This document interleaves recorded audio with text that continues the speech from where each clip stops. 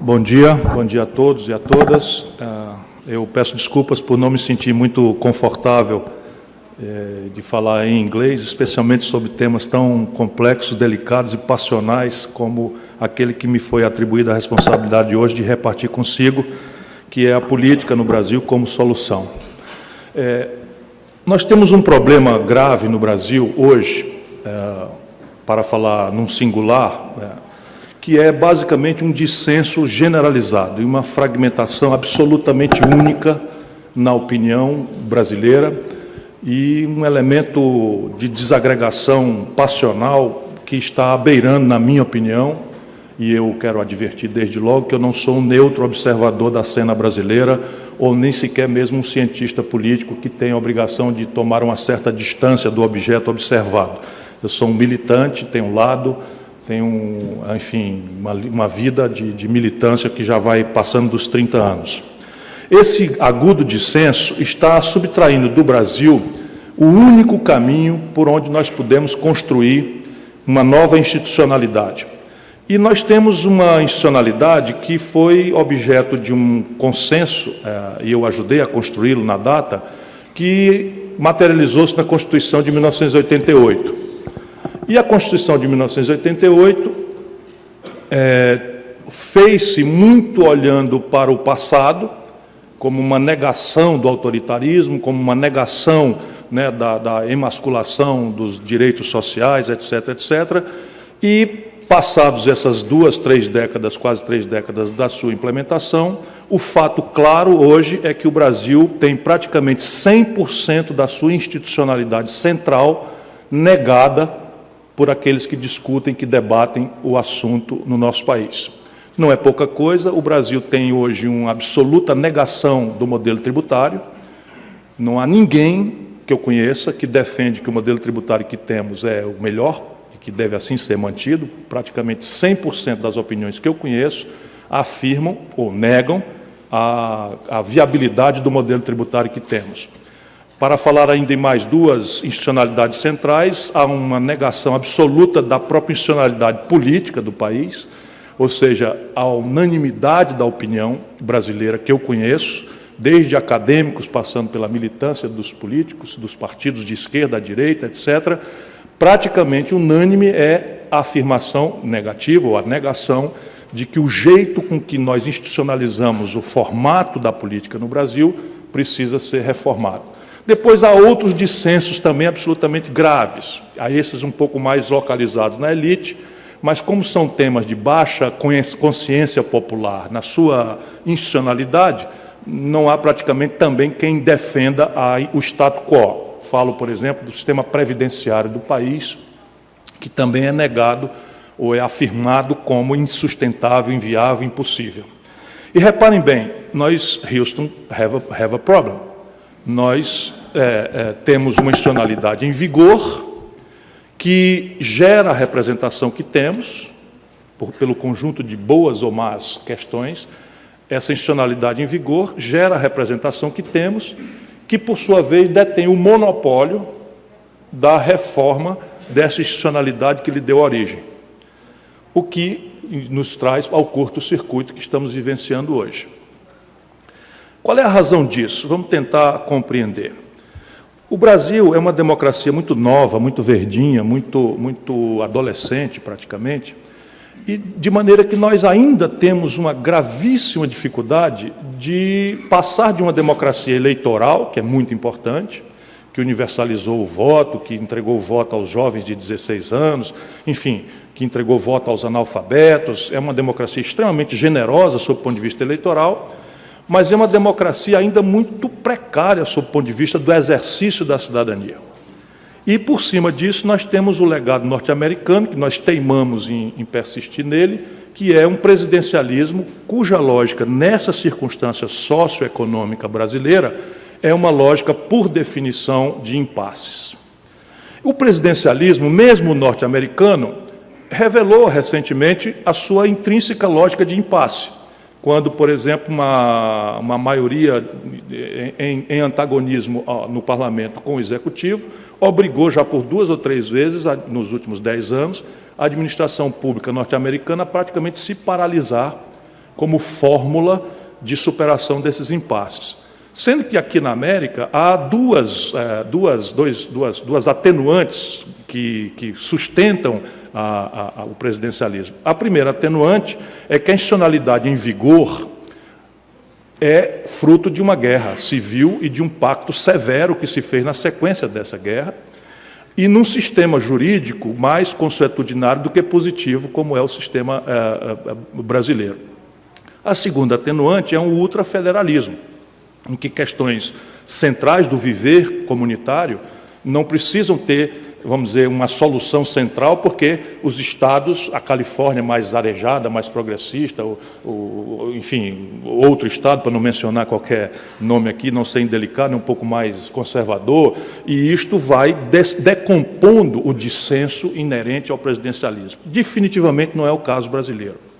Nós temos uma lógica de impasse em que tudo que está posto, ali está posto, assim como eu brinco, como quem encontrar isso o tradutor vai sofrer um pouco, como quem encontrar um tatu em cima de um toco, né? Em plena Harvard, mil perdões, um tatu em cima de um toco. Você pode apostar que alguém colocou ali. Por quê? Porque tatu não sobe em toco, né? Então, tudo que está posto na ordem brasileira não está ali por acaso, nem porque havia um manual de fazer direito, de fazer correto, e os caras em Brasília são tão incompetentes, tão salafrários, tão desonestos, que fizeram tudo errado. Se fosse assim, era melhor e mais fácil. Tudo que está posto no Brasil, que é mesmo negado, ali está por afirmação de interesses minoritários, orgânicos, ativos, conscientes, em detrimento do interesse difuso, público, coletivo, atomizado, desorganizado da nossa sociedade e das nossas crianças no futuro.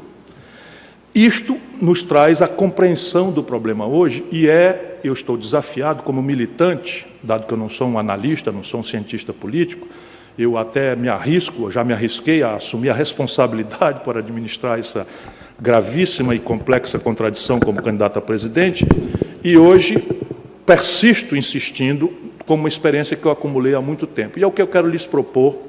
Me deram 1 hora, eu vou tentar gastar apenas 30 minutos para que a gente possa ouvi-los e perceber suas críticas, seus antagonismos, porque eu sou um pensamento muito fora do esquadro, um pensamento muito fora da coisa, às vezes, muitas vezes, chamado até de louco, quando não de violento e agressivo, que eu acho uma grande injustiça. Vocês não estão percebendo que eu sou um homem da paz? Eu estou achando que nós precisamos propor uma saída para o Brasil que basicamente vai ter que energizar a política. Então, o neoliberalismo, que se abateu sobre o mundo e se abateu também sobre nós, precisa de uma política desenergizada. Precisa da redução do Estado a uma dimensão mínima, aspas, de baixo custo, que se desentranhe das suas intrusões impertinentes, quando não muito corruptas, tal, no domínio econômico, e, portanto, os agentes do Estado e a sua linguagem, que é a política, precisam ser diminuídos na sua potência intervencionista, ponham muitas aspas nessas frases todas que eu estou falando.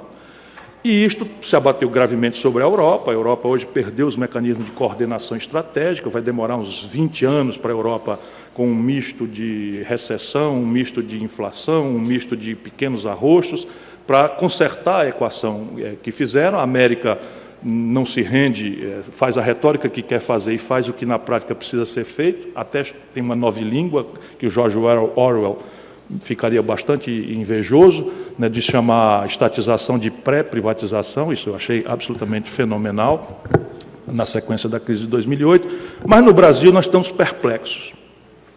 E eu afirmo que nós não teremos nenhuma saída para a gravíssima equação econômica e social brasileira se não energizarmos a política. Como é a energização na tradição política latino-americana? É um populismo exacerbado e de impasse? Eu quero logo advertir que não é disso que eu estou falando. Eu imagino com muita clareza o que é que significa na prática essa energização. É um misto de negociação, de mediações e de mobilização organizada, lúcida da população em relação a poucos temas. E aqui eu percebi, durante essa minha longa vivência, que muito mais importa a transição do que propriamente o mérito daquilo que nós estamos falando. É o medo da transição que tem estagnado, que tem paralisado, que tem catatonizado, tradução sofreu de novo, né? Que tem levado à catatonia o processo, a estrutura, a superestrutura representativa brasileira. O que eu estou querendo dizer? Como nós temos uma Constituição positiva e rígida, o que o Constituinte de 88 quis dizer foi: esta é a Constituição que queremos e não é para mudar. Para mudar, só com consenso. E aqui está o grande e grave equívoco de quem tentou mexer com ela sem compreender este ditado do Constituinte de 88. Portanto, para sair deste impasse, o que é que eu proponho para a discussão? Primeiro, o presidente da República tem que correr o risco de moderar dramaticamente na campanha eleitoral a promessa. Então, qualquer semelhança com a crise que a presidenta Dilma está passando não é mera coincidência. É preciso, claro, política é uma arte e hoje em dia o marketing praticamente substituiu a política como linguagem, como mérito, como formação de opinião, como liderança, se preferirem esse termo, pela marketagem curto-prazista que compreende ali muito demagogicamente, na acepção mesma da palavra, o que é que a população gostaria de ouvir e bota essas palavras na boca do candidato. Isto, então, é a primeira grande questão que gera o impasse. O presidente, para não cair de novo nesta crise, 2 impeachments em 24 anos, não é pouca coisa, né? Sem se falar na tentativa do PT e do Lula de fazer o impeachment do Fernando Henrique Cardoso, que seriam 3 impeachments em 3 governos. Então, tem uma coisa absolutamente errada, e ela começa, na minha opinião, assim, com muita vivência, eu não sou um teórico, neste primeiro passo. Moderar, correr o risco de perder a eleição, não precisa ser bobo, não precisa ser ingênuo, não vai chegar na campanha e dizer: segura as pontas, meu irmão, que o cinto vai apertar, a pomba vai voar e tal. Não é disso que eu estou falando, mas é possível perfeitamente, no Brasil, você refrasear um conjunto de relações simbólicas, e isto é essencial para construir aquilo que eu vou propor como final. A mediação também tem que ser diminuída a 2, no máximo 3, olhe lá, 4 temas e mais nenhum, em que o presidente da República, no presidencialismo brasileira, vai fazer um esforço de compreensão de qual é a mecânica parlamentarista, dado que esta solução não será mais útil para o país, porque o povo votou contra, e acredito que não há como emendar a Constituição para trazer este assunto de volta, porque é cláusula pétrea, a meu juízo, dado que derivou de um plebiscito. Então, como funciona a mecânica do parlamentarismo? O parlamentarismo aprendeu esta distinção entre chefia de Estado, que é o portador, o fiador das questões estratégicas do país, e que é o fiador da continuidade, da institucionalidade. No caso do brasileiro, é preciso remontar a questão da democracia, que é um valor que nós estamos perdendo, pelo menos como protocolo. Neste momento, o Brasil está perdendo a condição democrática, para além dos formalismos legalistas, protocolares, nós estamos perdendo a condição da prevalência da soberania popular na condução dos nossos destinos. Isso é claro para mim, não é? Não que eu goste do governo, acho o governo absolutamente mau, enfim, falha em todas as questões, e, basicamente, a ancestralidade é uma mentira de marketing que virou uma prática completamente odienta para o conjunto da sociedade que acreditou, mesmo nós outros que votamos nessa quadra. Então, escolher a chefia de Estado e a chefia de governo, separando. Esse conjunto de reformas, vamos supor, na minha opinião, a reforma tributária, ou diria mais lato sensu, a reforma fiscal, que tem a ver com esse aspecto previdenciário do assunto, tem a ver com a política de manejo da dívida pública do país. Quero pontuar aqui que eu sou uma pessoa que já fui governador, já fui prefeito de uma capital, já fui ministro da Fazenda, não tem um dia sequer de déficit na minha história, nem um dia sequer de déficit primário na minha longa história já de administrador público, e muito menos de ruptura de contratos. Mas, hoje, no Brasil, é preciso colocar com muita clareza a questão do manejo da dívida, dentro das interdições dos contratos, dentro das interdições da legalidade, mas é preciso compreender o galope da dívida como proporção do PIB, senão a iminência do próximo ciclo de crise será uma crise bancária no país. Penso assim comovidamente, se não desarmarmos essa bomba. Como fazer? Como eu vou propor aqui, que a minha tarefa hoje não é de especular sobre a economia, mas sobre a política como solução. Este presidente, chefe de Estado, então, deveria, primeiro, moderar da promessa, se eleger com muita força popular. Não estou falando de autoritarismo, estou falando de muita legitimidade, muita força popular.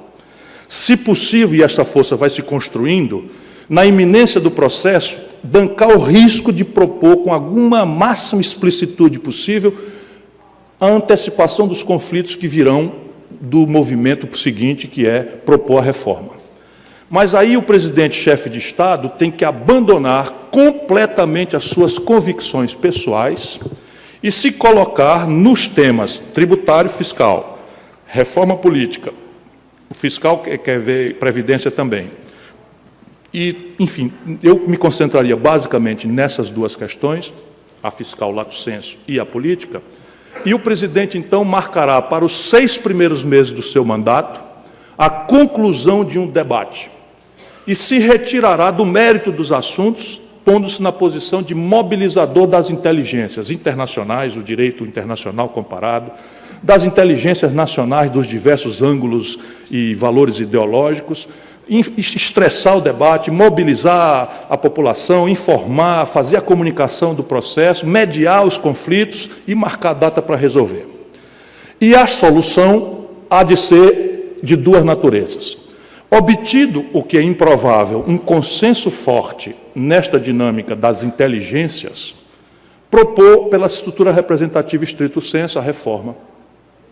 Se não, e eu acredito que teremos que ir a isso, se persistir o dissenso, levar as propostas polarizadas, qualificadas no debate, para uma ampla decisão de referendo e ou plebiscito, conforme seja o caso. Ou seja, aqui está, isso tudo já está vigente na Constituição brasileira como remédio. Se o Chaves abusou da mobilização dos plebiscitos e referendos para fins de coisas menores, a elite brasileira hoje chama plebiscitos e referendo de chavismo. É preciso lembrá-la que eu corria talvez o ano de 1983, fui convidado por esse programa de propaganda dos Estados Unidos para visitar a América aqui, eu poderia indicar os assuntos e coisas que me interessavam, eu já naquela data tinha uma formação de professor de direito tributário, fui assistir um plebiscito que propõe um aumento de 76% no IPTU de São Francisco, na Califórnia. E eu cheguei com a cabeça de brasileiro e disse assim, vai ser 99,4% não. E deu 72% sim. As pessoas votaram num plebiscito um aumento de 72%, porque havia uma lógica em que o imposto predial e territorial urbano aqui é vinculado ao financiamento da escola, e aquela discussão foi feita, a orçamentação da escola que se desejava para reformá-la custaria novidade, e a população lucidamente esclarecida votou, o que pareceria impossível na lógica populista dos nossos países, especialmente do nosso país. Estou dando exemplos, e ainda assim, este conflito não seria muito simples de ser resolvido, e eu tenho matutado o que fazer em relação a este último ponto que inviabiliza e paralisa a nossa estratégia de reforma, de modernização das institucionalidades brasileiras. E eu tenho para mim que é o medo da mudança. Vou tomar o exemplo da reforma da Previdência. Se é verdade que a Previdência Social brasileira está desequilibrada no seu financiamento, e é verdade, mas já esse dado é contestado no Brasil. Mas, mesmo respeitando a contestação, se nós montamos um regime previdenciário, quem está com tempo para me avisar? Falta 5 para os 30? Já? Que pena, hein? Porque eu me apaixonei pelo auditório. Mas vou citar um exemplo prático.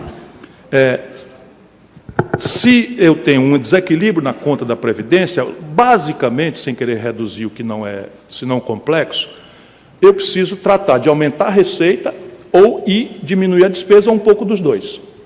Ou seja, eu preciso ferir interesses atuais, organizados, ativos, informados, em favor de um difuso interesse a futuro das nossas crianças e da sanidade fiscal do país. Nem no Brasil, nem na Suécia, não vamos nos martirizar, assim posta essa questão não passa no parlamento sueco. Aliás, outra não é a razão ancestral da crise europeia. A Europa tem uma agonia fiscal absolutamente grave e o desmonte do welfare state lá não será simples, não será tolerado, e isto está explicando os impasses terríveis que a Europa está vivenciando, sem institucionalidade nem mecanismo de coordenação mais, dada a prostração ideológica do mito neoliberal. Então, a ideia minha é que, nesses temas todos, por exemplo, na reforma política, se o cidadão é deputado federal e se elegeu com a institucionalidade em vigor, eu vou repetir, por que eu vou exigir dele, ou por que eu vou ser ingênuo de pedir dele que ele mude a institucionalidade que lhe deu origem ao mandato? De novo, não é humano isso, não adianta a gente ser déspota esclarecido e falar mal, mas o primeiro instinto humano é o da sobrevivência. Então, o cidadão é deputado porque existe uma relação de dinheiro com política posta, existe uma relação de corporações com política posta, existe uma relação de mistificação impune posta, porque em algumas sociedades já se experimenta o recall. Mentiu, eu posso desconstituir o mandato pela mera prática da mentira. Mas não temos o recall no Brasil, que estão querendo fazer com a Dilma. Um recall, na verdade, um golpe de Estado, na minha opinião, ainda que cumprindo paraguaiamente, com todo respeito à grande nação paraguaia. Eu estou falando só do caso Lugo. Não, eu respeito a nação paraguaia, mas o caso Lugo foi igual. Como Carlos Andrés Pérez na Venezuela, foi muito parecido também. Você usar os protocolos e massificar a propaganda em cima de governos impopulares e desconstituí-los. No caso brasileiro, o grande pulso moralista sendo manipulado pela fina flor da canalha brasileira, liderada pelo presidente da Câmara, que é um gangster. Um gangster, assim, não é calúnia que eu estou fazendo aqui, não, é um gangster mesmo, que está pilotando um golpe de Estado. Ele é processado, ele responde, ele é réu no Supremo Tribunal Federal por corrupção, desvio de dinheiro e lavagem de dinheiro, contas ilícitas na Suíça. E a Justiça só achou protocolarmente a ponta do iceberg. Eu que conheço o cidadão, sei como é que constituiu-se. Eu fui colega dele, já chamei ele de ladrão lá atrás, a menos de 5 metros dele. Na questão da reforma política, na questão da Previdência, é preciso privilegiar a transição com grande relevo. E aqui está a minha proposta para discutirmos como sairmos da paralisia conservadora que hoje impede o Brasil de se reinstitucionalizar em bases modernas dentro do caminho democrático, evitando o apelo autoritário e as rupturas despóticas que vivenciamos ao longo da maior parte da nossa história. É propor uma reforma cujo tempo de vigência seja posto para 10 anos na frente, se for o caso. E este presidente terá sensibilidade, ainda naquela tarefa de chefe de Estado, terá a sensibilidade de achar o tempo máximo para que essa reforma entre em vigor. Por exemplo, a reforma política, a gente começa a discutir dizendo, isso aqui vai ser a idealização, temos que achar uma equação para resolver essa relação entre dinheiro e política, que também se liberte da moral católica, da moral neopentecostal, que são respeitabilíssimas sobre muitos ângulos, mas quando trata da política é um desastre absoluto.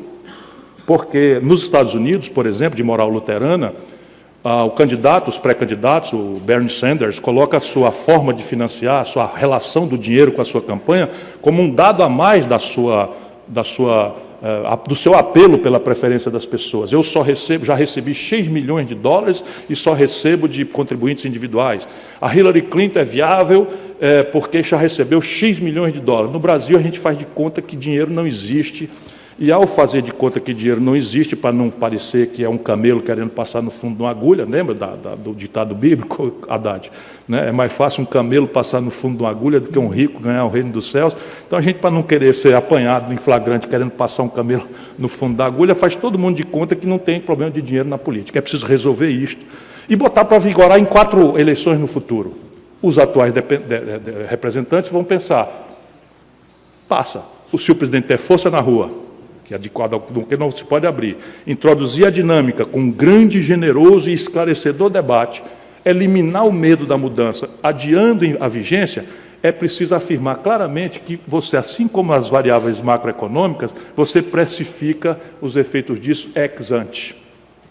Eu tenho para mim que a solução, a chave para, vamos dizer, desatar o nó conservador da nossa institucionalidade está aí. A Previdência, então, nem se fala. Eu proponho um regime de capitalização público, mas sob gestão manualizada e com padrões de eficiência e padrões de, enfim, etc., que não é o momento aqui, que transite do atual sistema de repartição e propõe uma transição num corte que você vai negociar. Tem 40 anos, que está preocupado com Previdência? Não está ainda. Então é aqui o corte, ou 42, ou 43, ou 45, ou 47, idealmente, né? Quanto mais perto, para que a transição seja menor, melhor. Isto também, creio, desarmaria a bomba do conservadorismo, criptoconservadorismo, em relação a mudanças. Daí adiante, concluo, o chefe de Estado, marcando para 6 meses o debate para isto e encerrando este debate, ganhando ou não, ele irá para a história como modernizador, para quem é antimonarquista e republicano, o Cromwell brasileiro, né? Enfim, eu falei Cromwell, né? Eu ando pensando muito no Cromwell e no Churchill, ultimamente, vendo as coisas do Brasil. Com muita cautela, porque eu conheço que o Brasil está muito longe do United Kingdom, mas ando pensando nessas duas personalidades. E, de outra forma, se não conseguir, será um bom presidente, cuidando de chefe de governo. E aqui, de novo, é preciso desarmar a mentira de que formar grandes maiorias, o Fernando Henrique logo nobilitou, porque ele gosta de uns sociologês, e ele é muito elegante mesmo, então inventou um tal presidencialismo de coalizão que não passa de mistificação, de um lado para juntar tempo de televisão e de outro para inibir CPIs.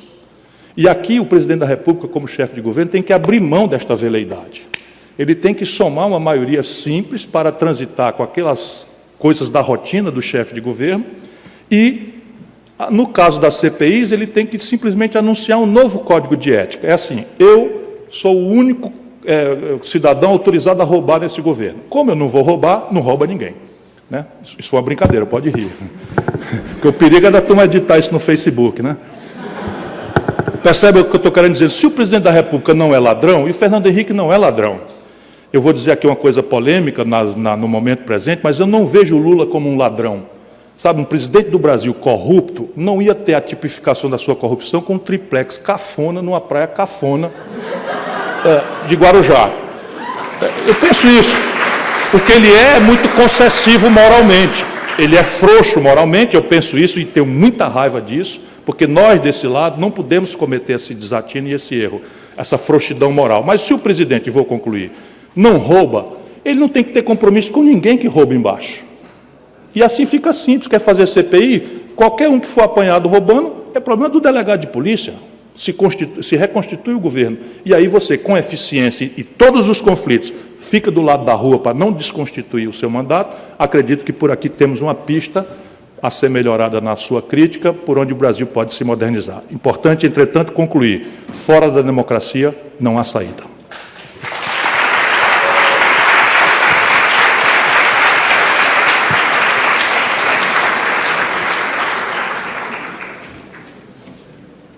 Ciro, muito obrigado.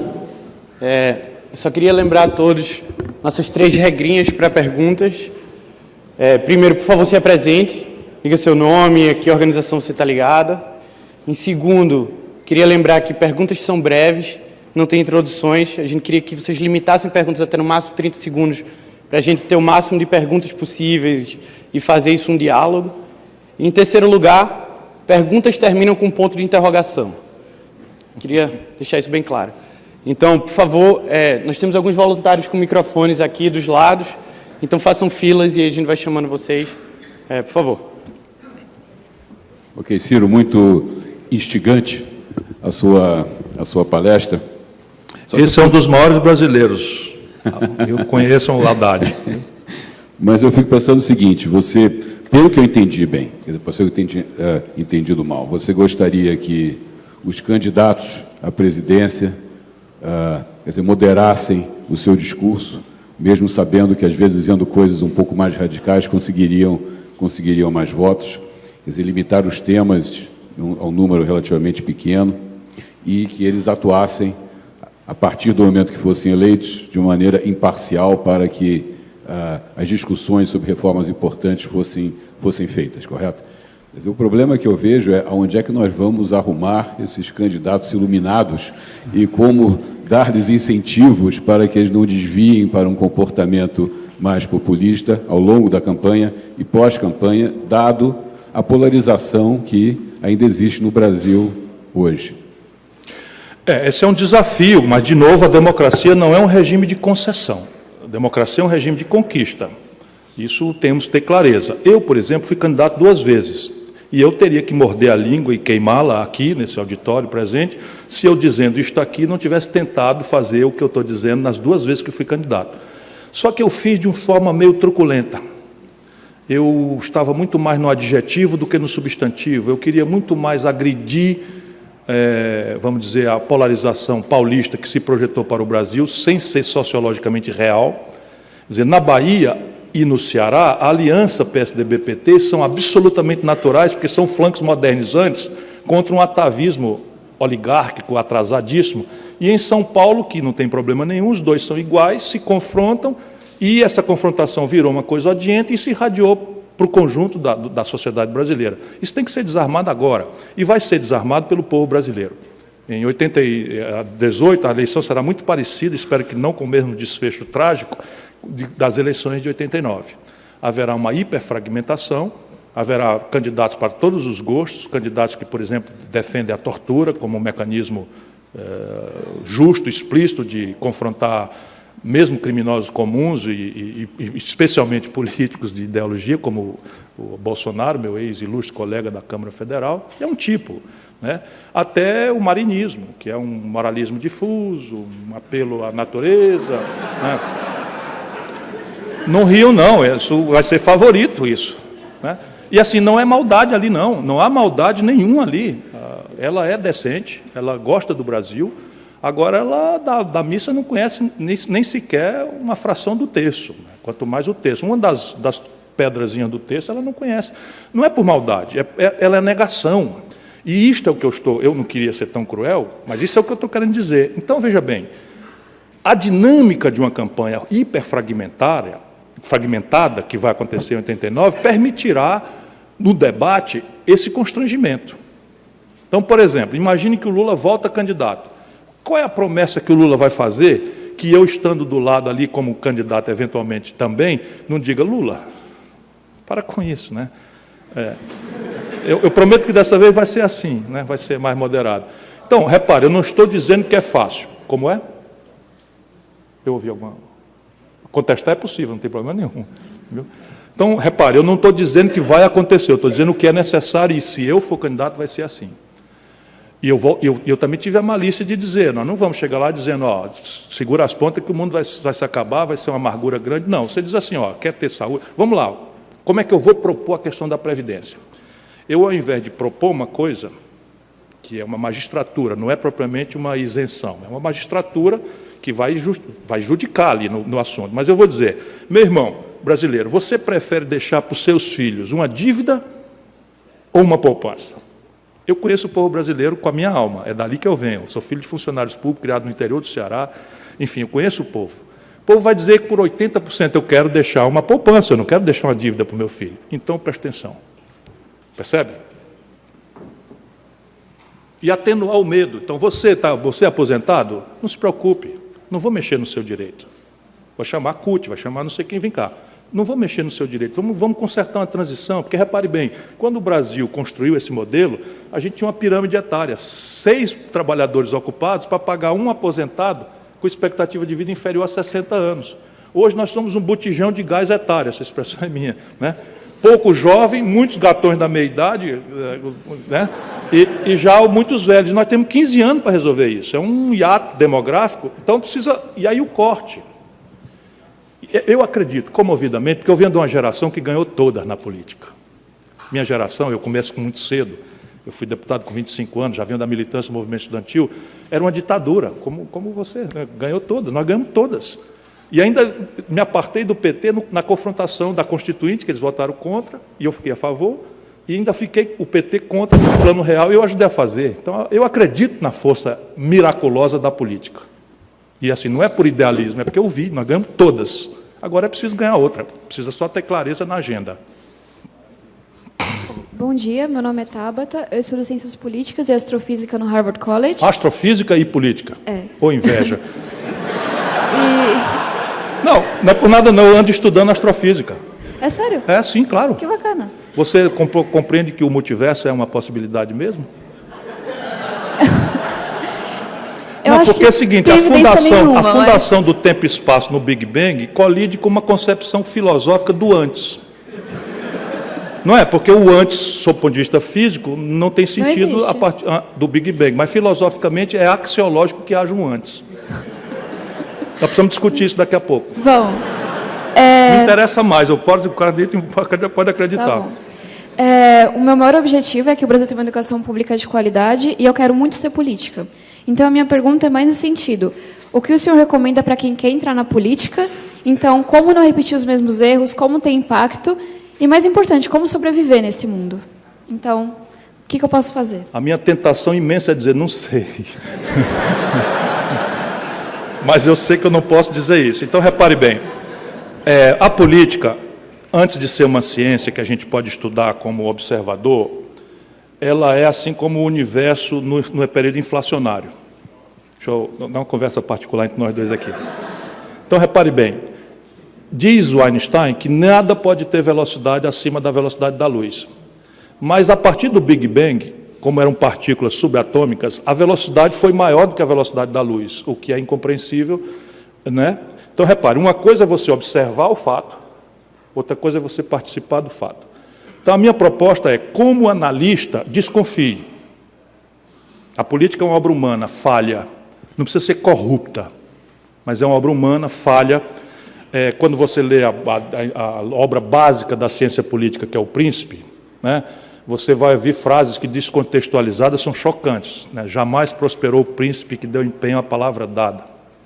Né? O príncipe tem que ser amado ou temido, não podendo ser amado, tem que ser temido. Se a Dilma tivesse lido essas duas frases, nós não estávamos passando essa perrenga que estamos passando. Né? Ela nem é amada nem temida, por exemplo. Então, repare, se você quer ser cientista, observe e desconfie. E leia Maquiavel, a vida humana, a obra humana. Mas se você quer participar, entra como tentativa-erro, que é o método científico. Tentativa-erro, sabe? Tolerância, convicções, mas abertura para mudar de ideia, né? Amor ao povo, isso, a generosidade de compreender que há um imperativo moral de estarmos na vida, isso não é comum, não é um valor comum universal. Mas para muitos de nós da humanidade, olhar o fenômeno da migração de massa provocada pelas guerras que o Ocidente provocou no território, enfim, do Oriente, etc., etc., é uma indignidade. Então, o imperativo moral de quem está na vida, penso eu, é ajudar a humanidade a ser melhor amanhã do que é hoje. Ciro, bom dia. Eu sou o Colin, eu sou, junto com o Rogério Schecker, um dos fundadores do Vem Pra Rua. E a minha pergunta é, eu tenho um filme na minha cabeça. Eu, 22 anos atrás, estava estudando aqui, e você gentilmente se juntou com um grupo de 10 brasileiros numa sala, e nós tivemos um papo muito aberto, onde você discorreu sobre o Estado grande, sobre a ineficiência do Estado, como ele é inchado, e com ideias muito propositivas e muito bacanas, você estava querendo enfrentar isso, você estava como um cabra aguerrido que você é, eu vou enfrentar esse bicho e nós vamos mudar o Brasil. Cá estamos nós, 22 anos depois, e eu te ouço de novo com uma história muito boa sobre o que o Brasil tem que ser feito, mas no âmbito executivo. Eu lhe pergunto mais no âmbito legislativo, que eu acho que, de fato, o problema do Brasil está no legislativo, e você que esteve no legislativo, o que nós precisamos fazer para, de fato, assim, sem causalidade, algo, o que a gente pode fazer para 2018? Não, para 2018 estou brincando, ele está invadindo a minha resposta. Mas para 2018 a gente botar gente eu não vou fugir da pergunta, não. E que a gente consiga fazer as reformas estruturantes tão necessárias nesse país. Eu quero discordar de duas coisas. Nós sentamos ali 10 anos, 20 anos atrás, e eu tenho sempre uma noção de que o Estado brasileiro é muito ruim. Eu não digo que ele é grande. Ele é ineficiente, ele gasta mais onde não devia, gasta menos onde devia, enfim, mas há ciência para esclarecer isso, saindo e nos imunizando de adjetivos, Estado grande, Estado mínimo, Estado médio. Então, vamos definir um Estado necessário. E aí, quando você for fazer isso, você vai olhar os padrões internacionais, mesmo de países de renda intermediária, como o Brasil, o gasto per capita com saúde, o gasto per capita com educação, o gasto per capita com defesa. Tem vários padrões internacionais e, praticamente, todos esses indicadores, o Brasil está com gasto público per capita abaixo do standard core, do ideal. Nós temos 2 gastos fora do quadro, absolutamente. Gasto previdenciário, desequilíbrio da Previdência, e juro, serviço da dívida. Só para deixar um diagnóstico aqui, nesta introdução da sua pergunta. Respondendo objetivamente, não há democracia sem cidadão. Se nós hoje, os déspotas esclarecidos, que nos reunimos na maior universidade do mundo, que me perdoe o MIT, porque eu sou alumni, que a turma chama, né? Então eu sou harvardiano aqui, na melhor universidade do mundo, e idealizando um país que, quando a gente olha no espelho, a gente não gosta. É extremamente constrangedor a gente afirmar que 100% dos políticos são ladrões. Se 100% dos políticos são ladrões, corruptos, mentirosos ou coisas negativas, e 100% deles são ali eleitos por nós, tem uma coisa errada conosco, não é com eles. Isto tem que ser dito todo dia. Já começa a história de não ficar bajulando, né, o populismo, o barato, essas coisas demagógicas e tal. Entretanto, a vida não é tão cruel assim. Parece às vezes, mas não é. Eu estou lá dentro. Ele disse que eu fui um dos deputados mais votados do Ceará, mas, na verdade, eu fui o mais votado do Brasil. Sorry. Né? Então, eu tenho essa experiência também. Eu tenho essa experiência. E foi a pior experiência da minha vida pública. Eu vi o Michel Temer presidente e eu vi Eduardo Cunha presidente da Comissão de Constituição e Justiça. E eu já protestava, foi na circunstância na qual eu chamei de ladrão, foi protestando contra ele emendar medidas provisórias, criando créditos para grupos empresariais corruptos, etc., etc. É uma coisa chocante. E já aquilo ali estava sendo construído, esse monstro que está aí, já vinha sendo construído de lá, com a absoluta conivência do Lula. Conivência não, apoio franco e aberto. Foi por onde eu me afastei, tendo sido ministro no primeiro governo. Como é que eu conheço o parlamento? Eu sou parlamentarista. Você tem ali não vou dar números, porque é muito arbitrário, mas você tem um núcleo que não é pequeno, suponha ao redor de 1/3, que é de gente muito boa, gente muito séria, muito idealista, muito preparada, muito lida, que tem espírito público e tal. Você tem 1/3 que é de bandido. Bandido, puro e simples, batedor de carteira, ladrão, estuprador e não sei o que e tal. E aí você tem a frase velha do Rui, né, que permanece dramaticamente moderno. O judiciário é o poder que mais tem faltado à República. Porque o que estão fazendo estupradores, bandidos, ladrões e coisas que tal no parlamento? Todos os processos estão correndo e não são julgados jamais. Esse é o problema. E eu, por exemplo, presidente da República, eu já disse quando eu era governador, dizia, gente boa, vocês cuidado com o que vocês vão eleger. Porque se vocês elegerem pilantras, é com eles que eu vou negociar. Não sou eu, o déspota esclarecido, que vou dizer com esse eu não negocio, com aquele eu não negocio. Então, este terço aqui é de bandidos. E a gente tem que pressionar para que as leis funcionem. E este meião aqui, ele vai para onde a hegemonia do executivo indicar.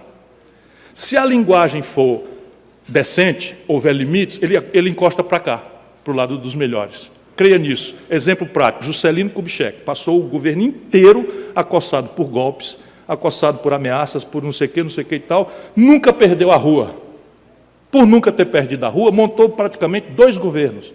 Um governo que foi encarregado de montar a indústria automobilística, Brasília, Belém-Brasília, Eletronorte, Furnas, Vale do Rio Doce, já foi lá atrás, e o outro governo que conciliava lá com a grande aliança PSD-PTB, que era enfim, isso daí que a gente já conhece. Ele fez isso e escapou. Nunca transigiu. O outro lá, Itamar Franco, eu fui ministro de Itamar Franco não fez negociata. Era um governo fragílimo. O próprio Congresso se desmoralizou com o escândalo do orçamento, etc., etc., e ele não conciliou. Lula, no primeiro mandato, crises, etc., confusão, não conciliou. E o país avançou bem. Então, é possível você fazer. De novo, agora tem um outro problema. O parlamentar no Brasil não é julgado como o parlamentar norte-americano ou europeu. O parlamentar na Europa ou nos Estados Unidos é julgado pelas propostas que ele faz, pelas posições que ele tem na política econômica, ou nos valores, ou nos grupos de pressão do produtor de laranja da Flórida, etc., etc., se ele é fiel ou não àquilo. No Brasil, a gente julga o deputado por quantos postos de saúde ele trouxe para a comunidade. Isso é tarefa do executivo, e isso obriga o cara a essa esquizofrenia, né, de ficar. Então, paciência, democracia, democracia, democracia, democracia, e cuidado no voto. Você lembra em quem você votou na última eleição para deputado federal? Você é de 24% do povo brasileiro, 76% não lembra. Ciro, como a gente só tem mais 5 minutos, vamos pegar 2 perguntas? E eu vou tentar ser mais breve, desculpa. As pessoas perguntarem, vamos lá. Bom dia, Ciro. Eu sou professor da Universidade Federal do Rio Grande do Norte, sou o professor Ricardo Valentim, e lá nós desenvolvemos pesquisa na área de saúde, tecnologia para a área de saúde, liderando algumas pesquisas no Brasil em nível nacional. E, como você falou de um ponto estratégico, sempre eu vejo que é a questão política no Brasil, que precisa ser reformada, tributária, mas nessas discussões políticas sempre está à margem a questão da ciência e tecnologia, que é um ponto que alicerça melhor o desenvolvimento econômico, social do país, principalmente no nosso país, onde é um país ainda de commodities. Então, como é que você vê, na época que você foi ministro, com o novo marco da ciência e tecnologia, e para 2018, qual seria a proposta?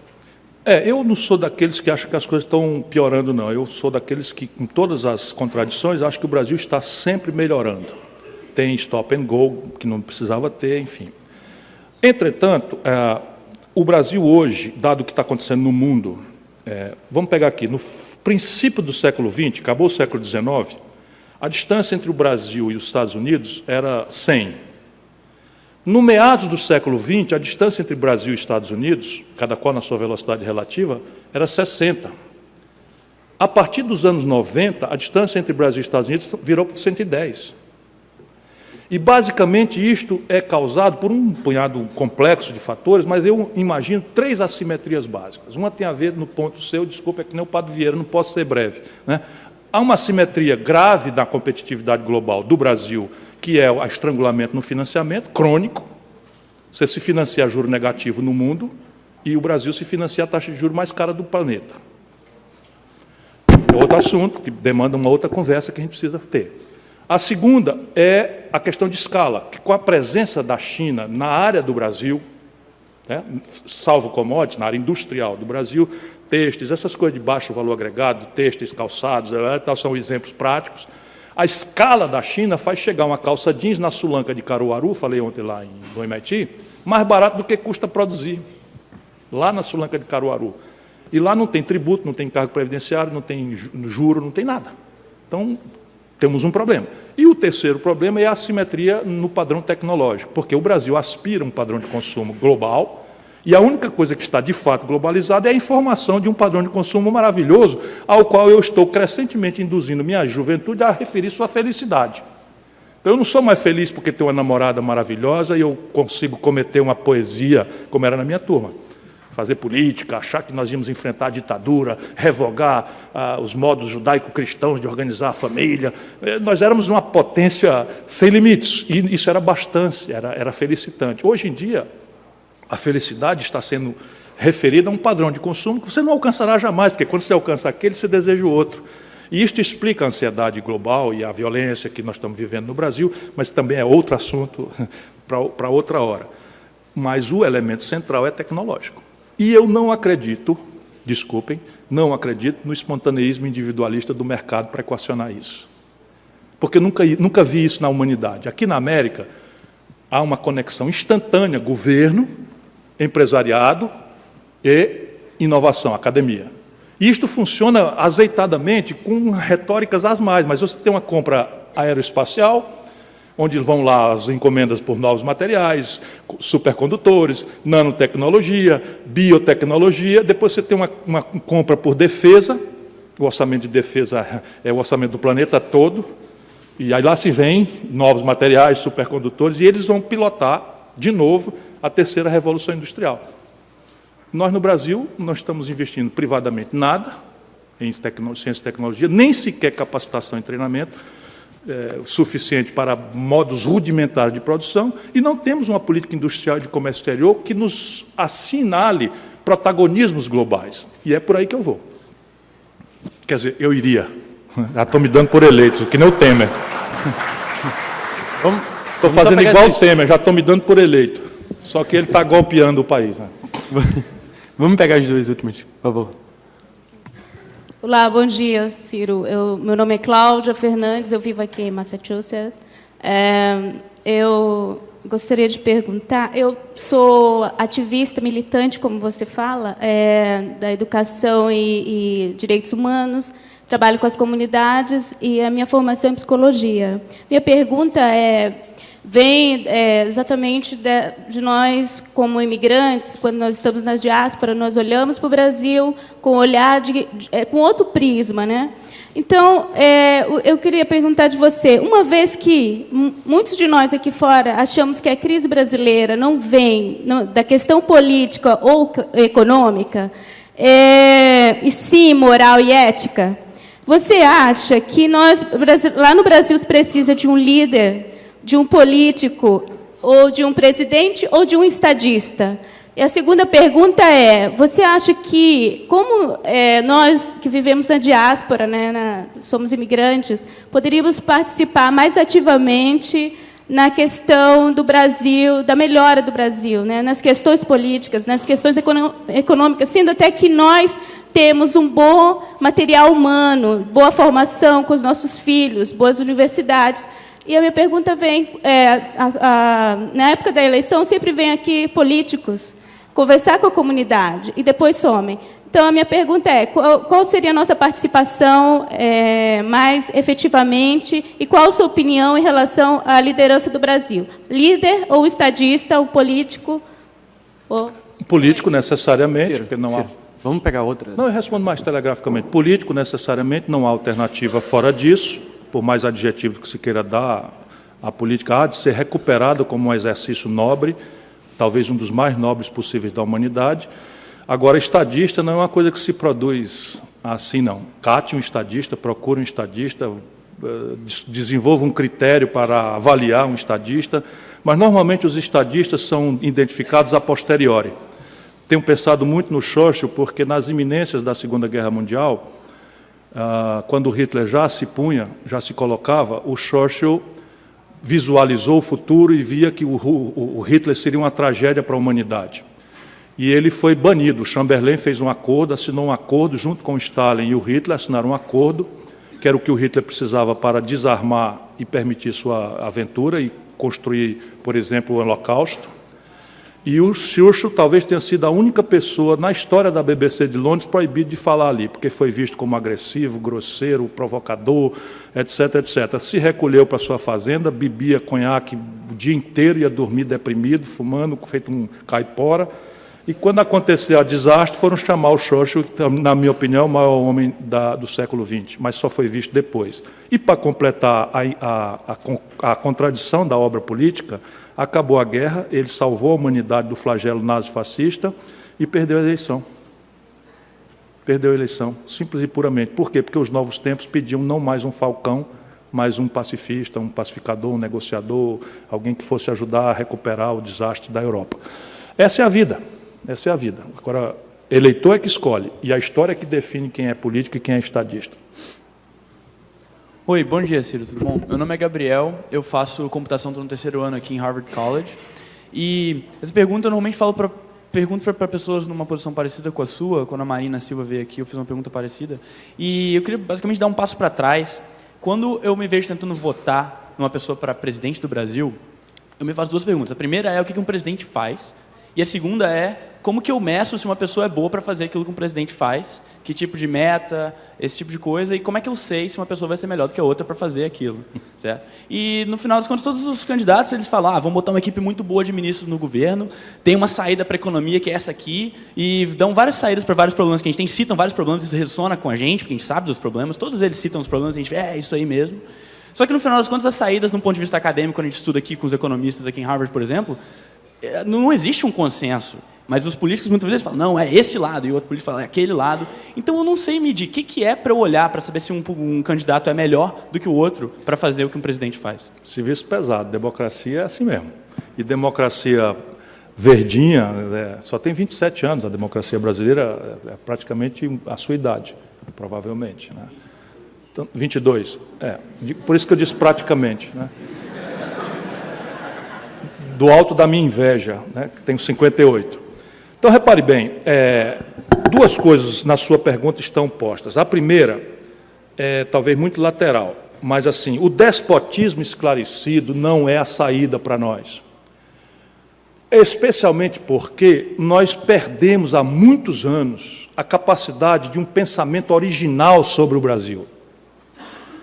Se você, por exemplo, se aprofundar na obra do Zé Bonifácio de Andrade Silva, que eu estava andando com a minha filha em Nova York, eu não sabia, na Avenida das Américas tem um busto do Zé Bonifácio, que talvez, na minha opinião, é o maior dos brasileiros.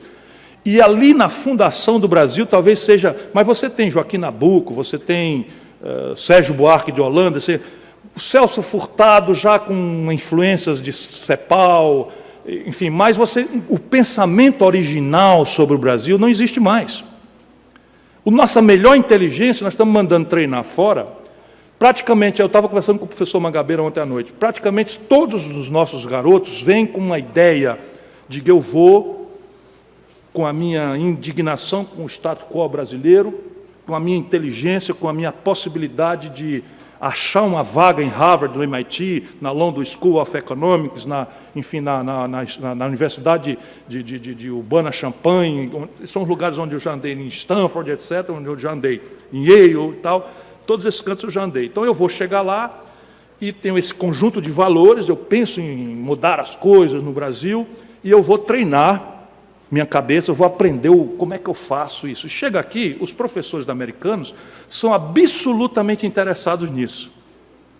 Os mestres, a Universidade Americana, e essa é a grande potência da Universidade Americana, eles são alucinados por novo, por inovação, mas eles são comovidamente convencidos com a qualidade, né, top do planeta, dos seus valores. E eles estressam os garotos brasileiros com esses valores, e os garotos reagem de uma forma passiva, se rendem. Isso não é fácil de fazer, de reverter, não, mas nós precisamos construir um pensamento original brasileiro.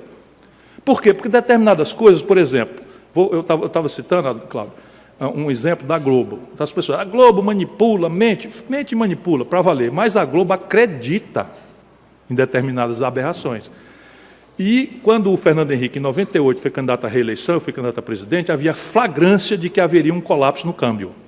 Era claro, estava escrito. E a grande imprensa toda me chamando de terrorista, que não. Aí o Fernando Henrique ganha a eleição, consegue manipular a Globo e todo mundo para não ter nenhum debate, porque eu vinha de ter sido ministro da Fazenda, ajudei a fazer o Real, e ia mostrar que...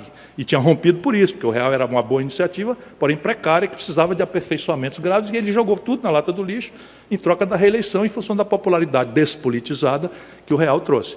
Pois bem, quebrou o Brasil, 12% de inflação, taxa de juros no planeta. Esse mesmo filme que nós estamos vendo, que desconstituiu a Dilma, o Fernando Henrique viveu. E, para a desgraça do Brasil, o PT e o Lula criaram um movimento fora FHC e propuseram o impeachment, e o presidente da Câmara era o Michel Temer. Olha como o filme é velho. É um negócio de cinema. Percebe? E aí, o que aconteceu? O que aconteceu na sequência desse colapso ali do Fernando Henrique? Ficou muito claro que a Globo acreditava na mentira que estava pregando. Por quê? Porque o negócio Globo